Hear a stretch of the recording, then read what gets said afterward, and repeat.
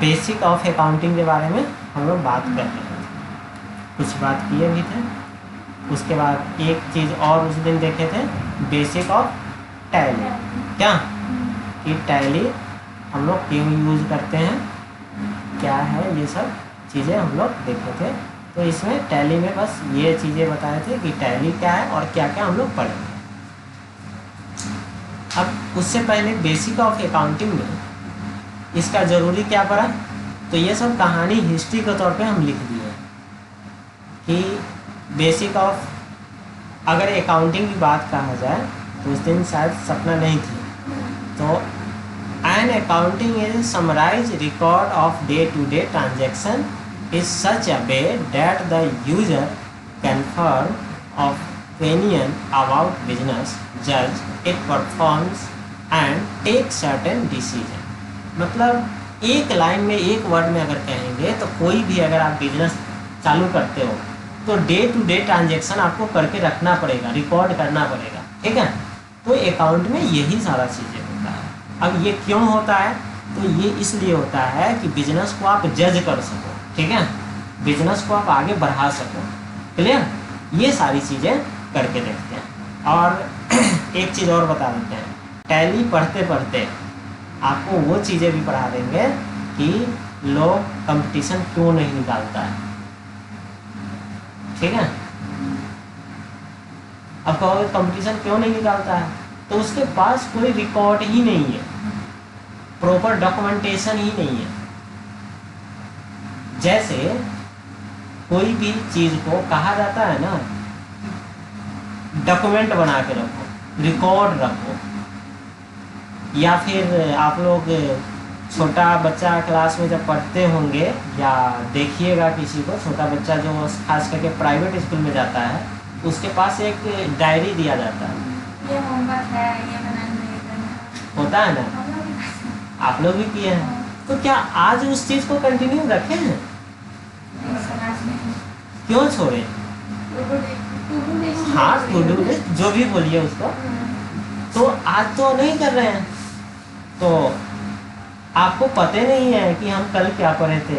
अगर ये चीज़ें हम पूछ दें, जैसे मान लीजिए कोई आप ही बिजनेस किए, सेल्समैन रखें या कोई एग्जीक्यूटिव रखें या ऑफिसर रखें, उसको सैलरी दे रहे हैं, तो कभी आप पूछ सकते हो ना कि भाई अगर तुम्हारे पीछे हम 25,000 रुपया दे रहे हैं तो तुम 50,000 के काम करके नहीं दोगे तो हम अपना घर से तो देंगे नहीं, तो तुम दिखाओ कि क्या क्या किए हो। तो अपना एक रफली भी रिकॉर्ड रखेगा ना कि हाँ इस तारीख को हमने ये काम किया, इस तारीख को ये काम किया, ऐसा तो कुछ तो दिखाएगा। अगर यही सेम चीज़ें आपके गार्जियन आपसे पूछें कि आपको हम हर महीने पटना में नॉर्मल रहने के लिए कम से कम 8-10 हज़ार रुपये चाहिए होगा, क्या वो आप लोग को भी लग रहा होगा। हॉस्टल फी भी 6,000 के अप्रॉक्स लगता है, 7,000 लगता है, ठीक है। और 7,000 अगर हॉस्टल फी लगता है तो हम ये लेके चलते हैं कि इंसान है तो ऐसा तो है नहीं कि हॉस्टल के खाना के अलावा कुछ खाएगा नहीं, कुछ खाएगा ही, कुछ मोबाइल खर्च होगा ही, कुछ ऑटो खर्च होगा ही। तो ये सब लेके 100 रुपया डेली को एक एवरेज लेके चलिए, कभी कम भी होगा कभी ज़्यादा भी होगा। तो इसका मतलब है कि हम 10,000 अगर बोलें तो कोई गलत नहीं बोलें। तो अगर घर वाले आपको 10,000 रुपया दे रहे हैं तो क्या घर वाले अगर 6 महीने बाद आपसे पूछेंगे कि 6 महीने में हम आपको 60,000 रुपया खर्च किए हैं, 60,000 के एवरेज में आपने काम करके क्या दिए, क्या आप उनको बताओगे? क्या आपने जो टॉपिक पढ़े हो एकदम कंठस्थ बोल सकते हो कि शुरू में हमने हिस्ट्री में ये टॉपिक पढ़े, साइंस में ये, मैथ में ये? नहीं बोल पाओगे। कंपटीशन निकालना दूर की बात है, कंपटीशन छोड़ दो, पर क्या वहाँ पे आप एक्सप्लेन कर सकते हो? नहीं कर पाओगे। क्या? तो अपने आप को जज कर लो कि हम 60,000 रुपया डुबा चुके हैं। उसके बाद अब दूसरा रास्ता क्या है कि एक डायरी बना लो या टू डू लिस्ट बना लो या जो भी रफली कॉपी ले लो और डेली बना लो कि आज 1/5/2023 है, आज हमने क्या क्या पढ़ा। सोने से पहले या उठते ही ये काम कर लो। उसमें मेंशन ये भी कर दो कि 1 घंटे गप्पे लगाए, नो डाउट। 1 घंटे मेरा माइंड बिजी हो गया था। जब ये करोगे ना तो कोई आपको कंपटीशन निकालने से मना कर ही नहीं सकता है। मैं टीचर हूँ, हमेशा बोलती है टू डू लिस्ट बनाओ रात हाँ रात को तो वही चीज़ होता है ना, और ये बहुत इफेक्टिव होता है। रात में जब सोने जाते हो ना, आप जितना काम किए हो लिख डालो कि आज एक कल क्या करना है ये भी लिख डालो, दोनों लिख के सो जाओ, हो गई। फिर अगले दिन उठो और देखो कि हम क्या प्लान बनाए थे, क्या ये अचीव किया, क्या मेरा रह गया। अब फिर देखो कंपटीशन ना निकलेगा, ऐसा पहाड़ है। वो कौन माझी था, पूरा पहाड़ को तोड़ दिया है, उससे कठोर नहीं ना है। तो वो चीज़ें होता है, मगर एक डर पैदा कर दिया है, जैसे आप ही के पापा बोलते हैं छोड़ दो, तो ये चीज़ें होता है। तो कहीं ना कहीं डिमोटिवेट कर दे रहा है स्टूडेंट को। चलिए आगे बढ़ते हैं। अब क्यों नीड है, वाई वी नीड अकाउंट,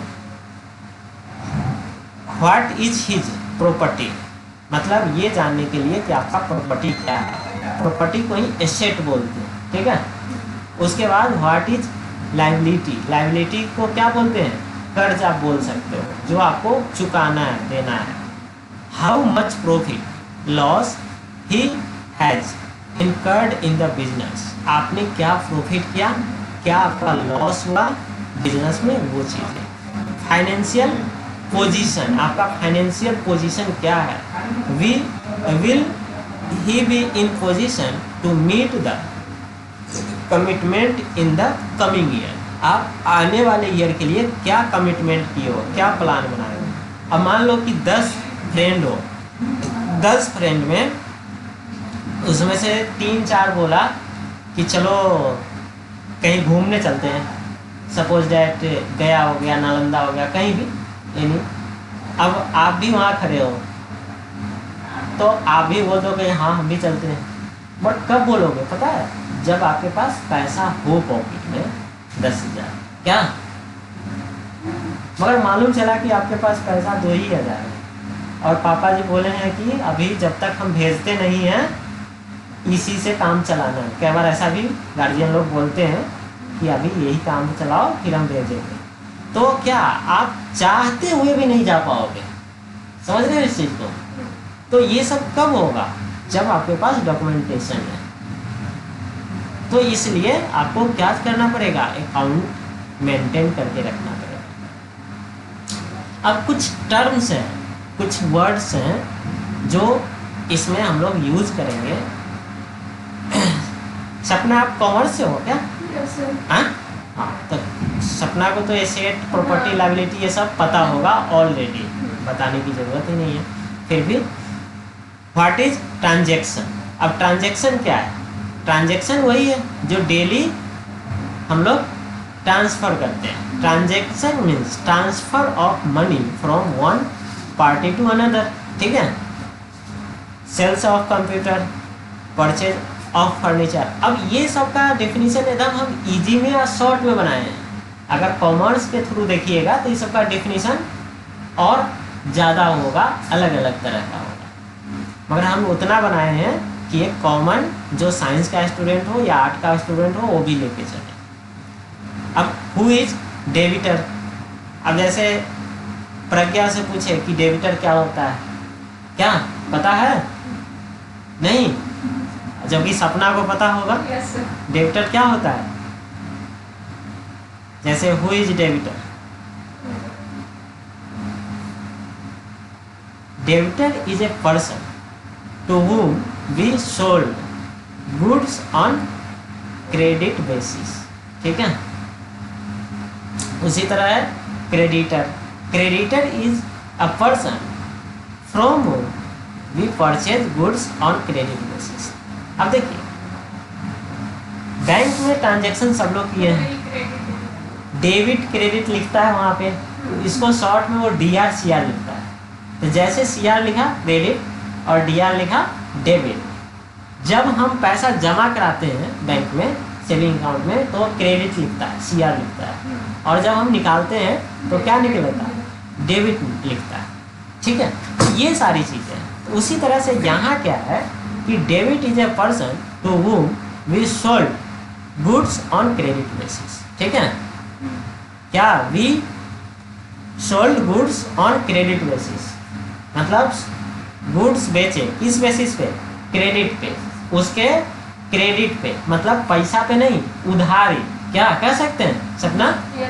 हाँ, जैसे कॉमर्स की भाषा में, बिजनेस की भाषा में ज़्यादातर चीज़ें उधारी ही होता है। अब जैसे कोई चीज़ क्रेडिट बेसिस पे हम खरीदें, अगर हमारा कंप्यूटर का दुकान है यहाँ पे, ठीक है, बोरिंग रोड में, अब कंप्यूटर दिल्ली से मंगवाना है, तो अगर हमारा दुकान 2 साल 4 साल पुराना है और उससे बार बार हम ट्रांजेक्शन कर रहे हैं, तो हमारा क्रेडिट उसके पास बना हुआ है, तो हमें अभी पैसा देने की कोई ज़रूरत नहीं है। क्या हम बोल देंगे कि मुझे 10 लैपटॉप चाहिए, तो वो कहेगा कि अच्छा ठीक है, हम 2 दिन में भेज देते हैं। वो ये नहीं बोलेगा कि पैसा अभी दीजिए, हाँ, वो तब बोलेगा जब कोई नया पर्सन हो या कस्टमर हो। क्या नया को नहीं ना देंगे क्रेडिट बेसिस पे, तो वो चीज़ें होता है। तो इस तरह से डेबिटर हो गया। क्रेडिटर कौन हो गया? We purchase goods on credit basis, जिससे हम क्रेडिट बेसिस पे सामान परचेज कर लिए, जिससे हम परचेज किए उधारी, वो क्रेडिटर हो गया। और डेबिटर वो होगा जिसको हम माल बेच दिए। तो ये सब चीज़ें आपको आएगा, इसको एक बार नोट्स भी भेज देंगे आज, उस दिन नहीं देते, आज देंगे, इसको एक बार पढ़ लीजिएगा। उसके बाद है व्हाट आर एसेट। तो एसेट तो आप जान ही रहे हैं, प्रॉपर्टी, जो आपका प्रॉपर्टी है। और यहाँ पे एक बड़ा बढ़िया शब्द लिख दिए हैं, इसको समझ के देखो तो सपना, क्या मतलब वैसा चीज़ें you are already pay and return in future. जैसे जिस चीज़ पे आप खर्च कर चुके हो पहले, अब वहाँ से क्या आएगा? रिटर्न ही आएगा। तो वो आपका क्या हो गया? एसेट हो गया। जस्ट लाइक कि सपना ने बोरिंग रोड में एक बिल्डिंग खरीद लिया। अब बिल्डिंग खरीदा तो पैसा पे कर दिया ना, अब बिल्डिंग खरीद के लगा दिया किराए पे, रेंट पे, तो पैसा पहले पे कर दिए ऑलरेडी, अब क्या आना है? रिटर्न ही आना है ना। तो ऐसा कह सकते हैं, क्योंकि कुछ आर्ट के स्टूडेंट को या जो जिनका ये कॉमर्स बैकग्राउंड लो है थोड़ा, उनको समझ में दिक्कत हो रहा था, तो हम एक लाइन ये जोड़ दिए कि आप ऑलरेडी पे कर चुके हो, अब रिटर्न ही आना है सिर्फ, तो वो आपका एसेट है। Asset are the things of value owned by the business, for example cash, furniture, land, building, ETC। ये सारी चीज़ें हो सकता है। जो आपका कैश है वो भी एसेट है, फर्नीचर है वो भी एसेट है, लैंड है, बिल्डिंग है वो भी एसेट है। अब जैसे आप लोग हो, स्टूडेंट हो, तो स्टूडेंट हमारा एसेट है। आप कहोगे स्टूडेंट एसेट है? हाँ, एक टीचर का एसेट होता है स्टूडेंट, एक इंस्टीट्यूट का एसेट होता है। आप कहोगे कैसे? तो इसका एग्जाम्पल देखिए, सपना को कैसे मालूम चला कि यहाँ पढ़ाई होता है? मनीषा बताई। आपको कैसे मालूम चला? खुशबू बताई।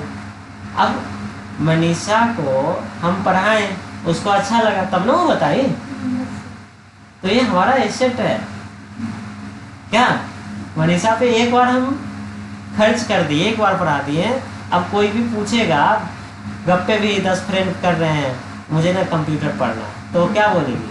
चले जाओ वहाँ। क्या वो चीज़ें होता है। तो ये मेरा एसेट है। अब इसी में हम अच्छा से नहीं पढ़ाए, बिहेवियर अच्छा नहीं है, या XYZ जो भी मैटर हो, उसको समझ में ना आए, तो वो कभी रेफर करेगी? नहीं करेगी कि नहीं। अगर कोई आने वाला भी हो तो फिर बोलेगी कि एक बार देख लेना। क्या तो ये चीज़ें होता है। तो ये भी मेरा एसेट है। जैसे आप लोग अपने गार्जियन का क्या हो? एसेट हो, क्योंकि अभी तक गार्जियन आपको ऊपर खर्च ही कर रहे हैं, तो एक लेवल के बाद वो भी उम्मीद करते हैं कि हम इतना खर्च किए हैं, अब मुझे रिटर्न करो। क्या तो ये चीज़ें। चलो, उसके बाद है व्हाट आर लायबिलिटी। तो लायबिलिटी का क्या लिख दिए हैं? You are already used now pay. क्या? जैसे कर्ज, अब मान लीजिए कि कोई कर्ज लिया बैंक से, तो उसका यूज कर लिया ना वो, अब धीरे धीरे किस्त देना है, अब पे करते रहो जी।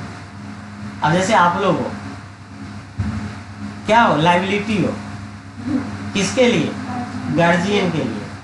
अभी तक गार्जियन आपको दे रहे थे, यूज कर लिए, अब गार्जियन को पानी चाहिए, ले आओ। है नहीं, ले क्या?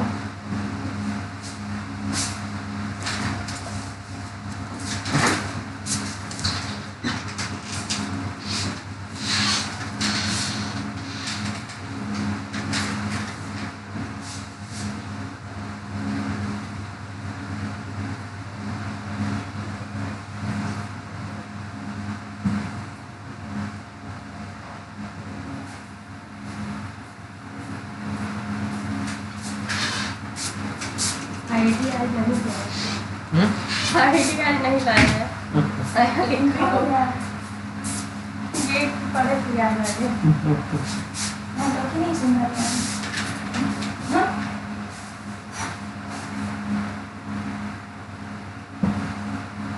तो अच्छा, निकल जाओगे तो ठीक है, नहीं तो एंट्री कर देना वहाँ जाके।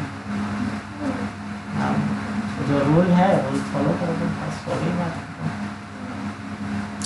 तो ये एसेट भी समझ गए, लायबिलिटी भी समझ गए। Liability are that sum of money which the business earn to outside, मतलब बाहर से जो चीज़ें आप लाके लगाते हो वो क्या है? आपका लायबिलिटी है, कर्ज है। ठीक है, चाहे वो पैसा बैंक का हो, किसी फ्रेंड का हो, या जहाँ से भी हो, इस तरह से। What is cash transaction? तो कैश ट्रांजेक्शन क्या होगा? जो ट्रांजेक्शन में कैश डायरेक्टली यूज हो रहा हो, इन्वॉल्व हो। व्हेन एसेट और goods are sold on cash और purchase on cash, then this transaction is known as cash transaction. वैसे ट्रांजेक्शन जिसमें कोई भी चीज़ हम परचेज कर रहे हैं या बेच रहे हैं कैश से, वो क्या कहलाएगा? Cash transaction. What is credit transaction? When asset or goods are sold on credit or purchased on credit, then this transaction is known as credit transaction। वैसे ट्रांजेक्शन जिसमें उधारी सामान बेचा जाए या खरीदा जाए, उसको क्या कहेंगे? क्रेडिट ट्रांजेक्शन कहेंगे। यहाँ तक क्लियर है?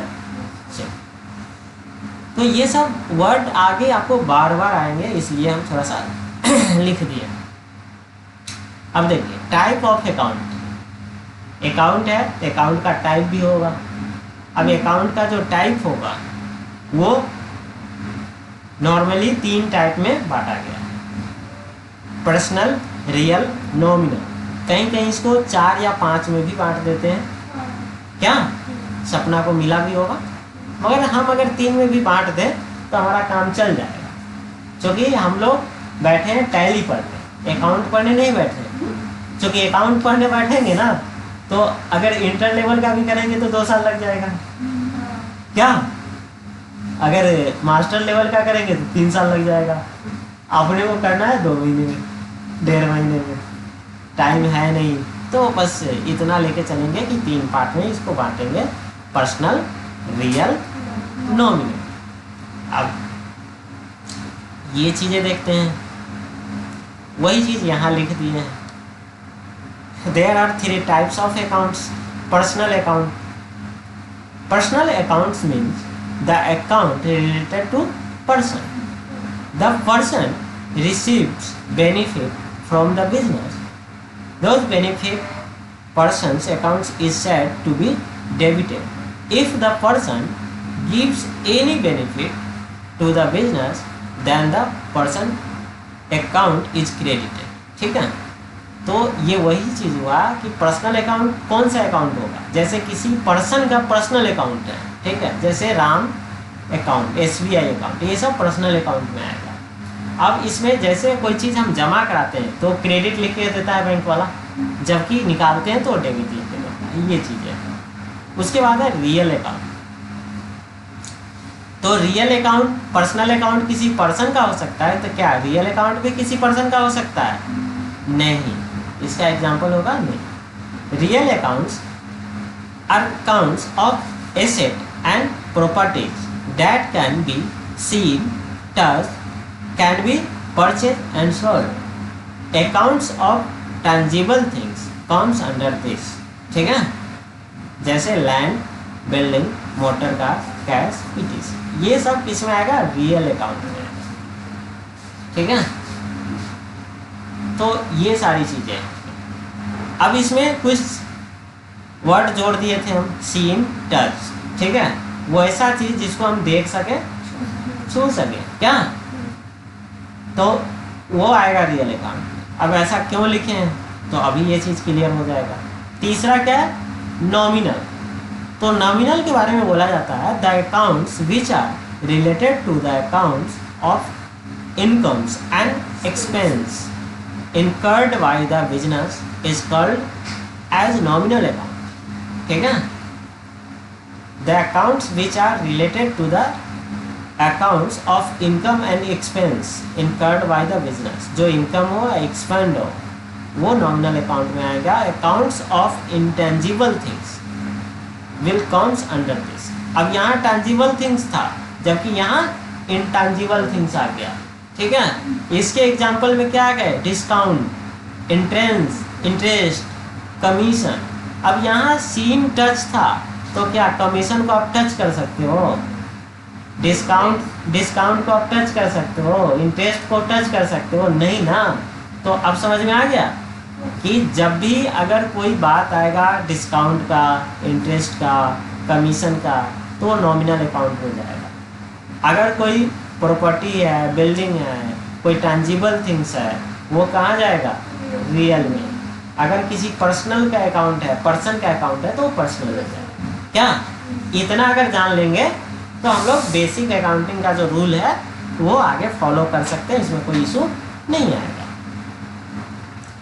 अब यहाँ पे कुछ रूल्स होते हैं, जैसे golden rules of account.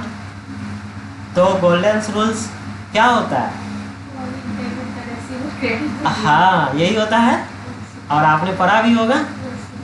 Diamond rule होता है। अच्छा, एक डायमंड रूल भी होता है। अच्छा, तो वो क्या कहता है? वो हमको नहीं पढ़ना था, 12th में था। अच्छा, 12th में था। 11th में नहीं है मेरा। अच्छा, डायरेक्ट बीकॉम है। अरे वाह, बेसिक पढ़ना पड़ा था। हाँ, तो वही चीज होता है। तो ये गोल्डन रूल्स क्या कहता है? अब गोल्डन रूल्स तीनों अकाउंट के लिए अलग अलग है। पर्सनल अकाउंट के लिए debit the receiver, credit the giver. अब रिसीवर, जो भी रिसीवर है उसको क्या करेंगे? डेबिट करेंगे। जो गिवर है उसको क्या करेंगे? क्रेडिट करेंगे। तो क्या यही रूल फॉलो करता है बैंक वाला हमारे अकाउंट के साथ? जब हम पैसा जमा कराते हैं तो हम गिवर हुए, तो हमें क्या कर देता है? क्रेडिट। और जब हम निकालने जाते हैं तो हम रिसीवर हुए, तो हमें डेबिट कर देता है। तो ये रूल फॉलो कर रहा है। तो इस चीज को हम लिंकअप इसलिए कर दिए हैं ताकि आपको याद रहे। तो ये हो गया रूल, गोल्डन रूल्स। अब इसको एक एक लाइन थोड़ा सा 2-4 बार पढ़ लीजिएगा इस चीज को, ताकि याद हो जाए। क्या ये आगे यूज होगा। रियल अकाउंट में चेंज हो जाता है। Debit what comes in, credit what goes out. जो आ रहा है क्या करो? डेबिट। जो जा रहा है क्या करो? क्रेडिट। ठीक है, बस इतने देखना है। Nominal account, debit all expense and losses, credit all incomes and gains. ठीक है, जो एक्सपेंस है, लॉस है, उसको क्या कर दो? डेबिट कर दो। और इनकम और गेन जो है उसको क्या कर दो? क्रेडिट कर दो। यहाँ तक क्लियर है?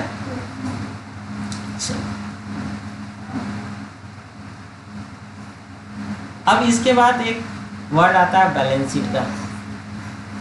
तो कॉमर्स वाले स्टूडेंट पगलाते हैं बैलेंस शीट बनाने में। क्या सारा जो है से खून पसीना एक हो जाता है, क्योंकि बैलेंस शीट मैनुअली हाल मिलता नहीं है। कॉमर्स हम पढ़े नहीं है मगर हम जानते हैं।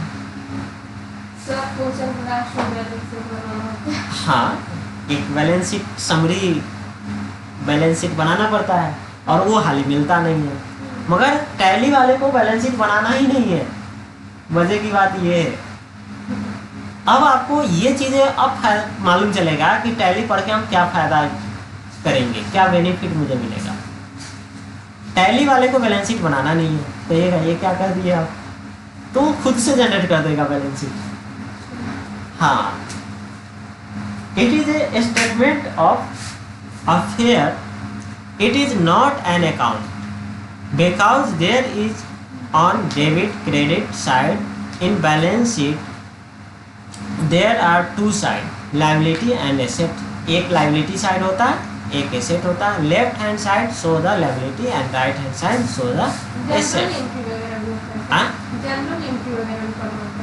जनरल एंट्री, हाँ आगे आएगा। The balance sheet is a last step of our account. After closing the balance sheet we get the details information related to the company capital, company loans, current liability, fixed asset, investment, current asset, etc. Balance sheet must be tally in both the asset side and liabilities. Tally में, tally software जब आप use कीजिएगा तो आपको ये मालूम चलेगा कि हमें तो बैलेंस शीट बनाना ही नहीं पड़ रहा है, सिर्फ आपको एंट्री प्रॉपर करना है। अगर एंट्री गलत कीजिएगा ना तो भी वो बैलेंस शीट जनरेट कर देगा, मगर कुछ वो खुद से बैलेंस कर देगा। क्योंकि बैलेंस शीट का क्या मीनिंग है, दोनों मिल जाना चाहिए, लायबिलिटी और एसेट साइड। अगर नहीं मिला तो गड़बड़ है, तो वो मिला देता है, यहाँ खुद से मिला देता है। वो चीज़ें हम लोग आगे देखें। तो ये जो है आपका क्या था, बेसिक ऑफ अकाउंटिंग का थ्योरी पार्ट। अब इससे आगे अगर हम बढ़ते हैं तो अब क्या है, टैली सेटअप, कंपनी कॉन्फ़िगरेशन, ठीक है। तो ये क्या है, तो ये वो चीज़ें हैं कि अब हम लोग चलते हैं थोड़ा सा टैली की तरफ, इतना थ्योरी देखने के बाद, क्योंकि ज़्यादा थ्योरी पढ़ के फिर उब जाएंगे। अब जैसे टैली है, ये टैली है। अब मान लीजिए कि मेरे पास टैली ना हो, लैपटॉप में टैली ना हो, तो फिर क्या करना पड़ेगा, क्या, तो फिर हमें टैली इंस्टॉल करने आ रहा है कि नहीं आ रहा है, टैली इंस्टॉल कर सकते हैं कि नहीं कर सकते हैं, टैली सेटअप चलिए है मेरे पास। तो ये चीज़ें आपको आना चाहिए। अब आपके सिस्टम में पहला चीज़ की टैली है या नहीं है, ये कैसे पता करेंगे। अब ये थ्योरी वाला